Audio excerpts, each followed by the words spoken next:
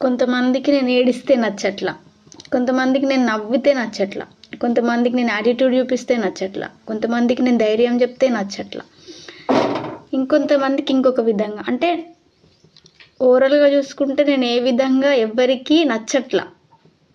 కానీ ఫైనల్గా నాకేం అర్థమైందంటే వీళ్ళందరికీ నచ్చడం కోసం నేను బతుకుతలేను కదా, నా కోసం నేను బతుకుతున్నా కదా, నాకు నచ్చినట్టు నేను బతకాలి కదా.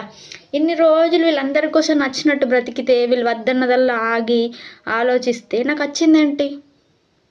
మెంటల్ స్ట్రెస్, హెల్త్ పోయింది, చదువు పోయింది.